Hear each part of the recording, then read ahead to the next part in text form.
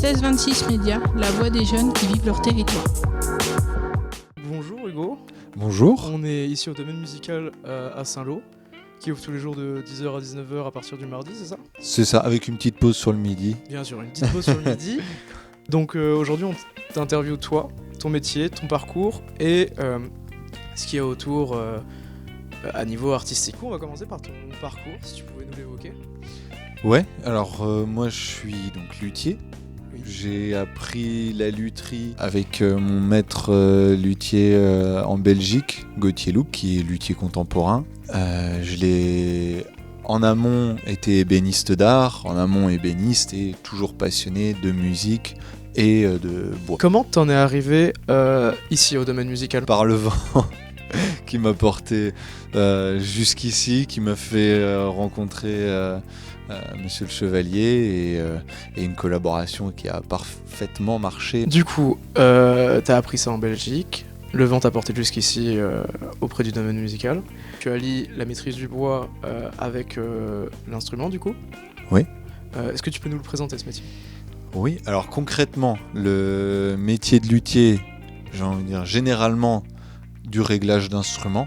Donc ce qui est basique, permettre d'avoir un instrument correctement réglé, qui soit agréable et qui soit en adéquation avec le musicien. Donc ce qui est le plus important, j'ai envie de dire, parce qu'on n'a pas tous les mêmes besoins sur un instrument. Donc l'idée c'est d'adapter l'instrument au musicien pour qu'il soit totalement confortable sur son instrument.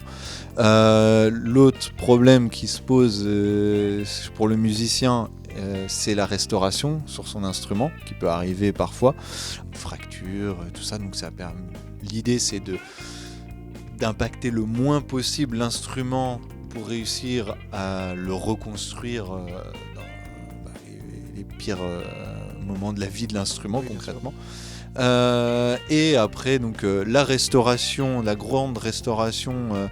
Donc là ça va être des instruments comme cette guitare qui est du siècle dernier et donc qui n'a pas servi depuis très longtemps. Donc là il faut vraiment la désosser pour remettre entièrement l'instrument, corriger tout ce qui est trop fatigué, etc., tout ce qui est fissuré.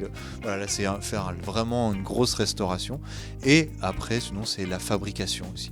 Donc ça c'est aussi extrêmement passionnant parce que la restauration c'est génial. En fin de compte on passe derrière nos pères qui ont fabriqué, qui sont bien souvent bien meilleurs luthiers des fois qu'on ne le saura jamais.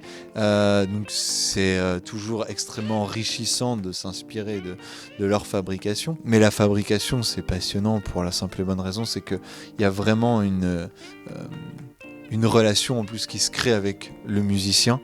Comprendre, enfin il y a une partie psychologique, donc comprendre toutes les tenants et les aboutissants qui l'ont poussé à venir me voir. Pourquoi déjà il n'a pas trouvé son bonheur dans les instruments industriels ? Ouais. Parce qu'il y a quand même un très large choix et souvent la plupart des musiciens trouvent leur bonheur. Et donc du coup savoir pourquoi et le comprendre ce pourquoi et pour pouvoir réussir à vraiment faire l'instrument qu'il a besoin. Qu'il souhaite, ouais. Ouais, sur mesure. Est-ce que tu pourrais nous décrire une journée type que tu as par exemple toi ? Comme je travaille jamais sur le même instrument, il n'y a jamais la même chose, même une même tâche sur deux instruments qui suivent vont être totalement en fin de compte différents. C'est complètement différent. Oui, non, et puis bon, c'est l'avantage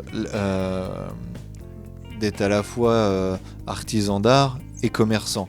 Oui, effectivement. tu as oui, donc on est, il y a perpétuellement du monde qui passe, c'est des nouvelles rencontres, c'est des fois des rencontres extraordinaires, vraiment ça peut être génial. Donc les journées, voilà, elles se ressemblent jamais. Il n'y a pas de journée type. Non. Ok. Non.